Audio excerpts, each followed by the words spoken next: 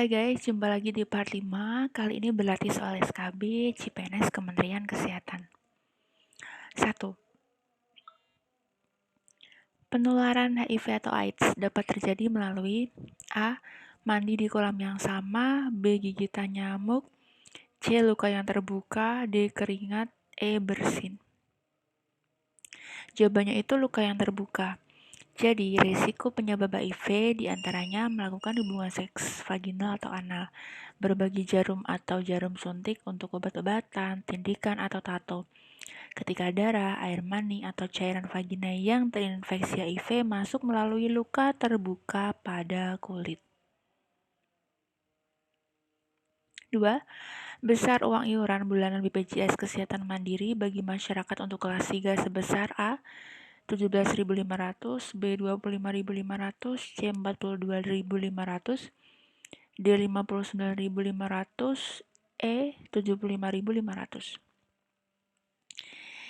Untuk kenaikan iuran BPJS dibatalkan oleh Mahkamah Agung, sehingga iuran BPJS Kesehatan kembali ke iuran semula yang sebelumnya kenaikan ini berlaku pada 1 Januari 2020. MA membatalkan kenaikan iuran BPJS karena pasal 34 ayat 1 dan 2 Perpres nomor 75 tahun 2019 tentang perubahan atas Perpres nomor 82 tahun 2018 tentang jaminan kesehatan tidak mempunyai kekuatan hukum mengikat. Selain bertentangan dengan beberapa pasal di atas, kenaikan iuran BPJS juga bertentangan dengan pasal 5 ayat 2 junto pasal 171 Undang-Undang Kesehatan. Pasal yang dinyatakan batal dan tidak berlaku berbunyi pasal 34 ayat 1. Iuran bagi peserta PBPU dan peserta BP yaitu sebesar Rp42.000 per orang per bulan dengan manfaat pelayanan di ruang perawatan kelas 3. Jadi aku ralat yang tadinya aku milih 42.500, yang benar adalah tetap ke 25.500 melalui penjelasan ini. 3. Kasus tuberkulosis atau TB yang tidak tuntas diobati dengan OAT, obat anti tuberkulosis, dapat memicu terjadinya kasus multidrug resistance atau MDR. Tuberkulosis yang merupakan kasus TB yang resisten terhadap jenis obat A. Isoniazid dan etambutol, B. Rifampicin dan etambutol, C. Isoniazid dan rifampicin, D. Isoniazid dan streptomycin, E. Rifampicin dan streptomycin. Jawabannya adalah dua obat yang paling kuat, yaitu isoniazid dan rifampicin. 4. Strategi penemuan pasien tuberkulosis yang digunakan selama ini di unit pelayanan kesehatan dengan cara A. Secara aktif dengan promosi aktif, B. Secara aktif dengan melakukan screening, C. Secara aktif dengan melakukan advokasi, D. Secara pasif dengan promosi aktif, E. Secara pasif dengan kemitraan aktif. Jadi jawabannya, penemuan pasien TB dilakukan secara pasif dengan promosi aktif. Penjaringan tersangka pasien dilakukan di tempat pelayanan kesehatan, didukung dengan penyuluhan secara aktif untuk meningkatkan cakupan penemuan tersangka pasien TB. 5. KB yang aman digunakan, jangka pemakaian yang lama dan tidak menimbulkan efek yang berarti bagi tubuh adalah A. Suntik, B. Pil, C. Implan, D. IUD, E. Susu KB. Kenapa jawabannya adalah IUD? Karena IUD itu di antara 5 jawaban itu hanya IUD yang non-hormonal. Artinya itu akan meminimalisir efek samping yang berarti bagi tubuh. Nomor 6. Yang termasuk dalam strategi Directly Observed Treatment Shortcuts atau DOTS terapi dalam penanggulangan tuberkulosis TB adalah A. Komitmen pemerintah dan jaminan ketersediaan obat anti tuberkulosis yang bermutu. B. Pemeriksaan laboratorium darah lengkap yang terjamin mutunya. C. Pemeriksaan X-ray paru yang berkualitas. D. Pengobatan jangka panjang yang standar bagi semua kasus TB dengan tata laksana kasus yang tepat. E. Termasuk pengawasan langsung pengobatan. Jawabannya dari DOTS terapi adalah ada 5 poin penting. 1. Komitmen politis dari para pengambil keputusan termasuk dukungan dana. 2. Diagnosis TB dengan pemeriksaan darah secara mikroskopis langsung. 3. Pengobatan dengan panduan OAT jangka pendek dengan pengawasan langsung oleh pengawas menelan obat atau PMO. 4.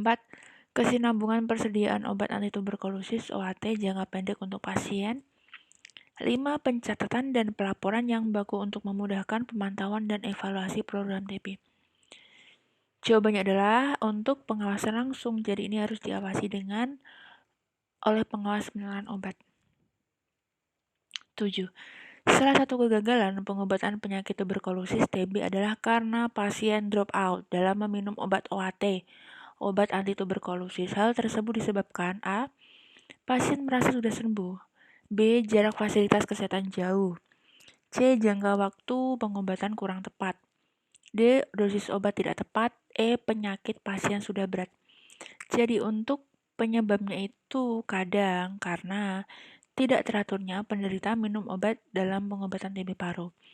Jadi pasien itu merasa sudah sembuh, itu salah satu penyebab utama ketidakberhasilan pengobatan TB. 8. Anak yang terkena diare berat berpotensi mengalami dehidrasi. Dehidrasi berat dapat berakibat fatal sampai dengan kematian. Gejala dehidrasi ringan ditandai dengan A. Haus, sadar, gelisah, nadi normal, elastisitas kulit baik. Haus, sadar, pernafasan cepat, tekanan normal. Haus, sadar, gelisah, tekanan darah rendah. Haus, sadar, pernafasan normal, tekanan darah menurun. Haus, sadar, mata cekung, nadi lambat. Jawabannya adalah haus, sadar, mata cekung, nadi lambat. Itu adalah salah satu gejala dehidrasi ringan. Di sini aku ngasih tabel agar mempermudah tahu gejala atau derajat dari dehidrasi. Oke, kalian bisa cek untuk yang diare tanpa dehidrasi itu yang hijau, diare dehidrasi ringan itu yang kuning, diare dehidrasi berat itu yang merah. 9.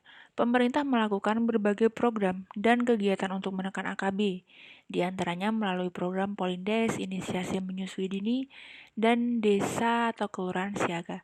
Target AKB pada tahun 2030 adalah berapa kematian per 1000 kelahiran hidup? A. 12, B 20, C 25, D 30, E 32.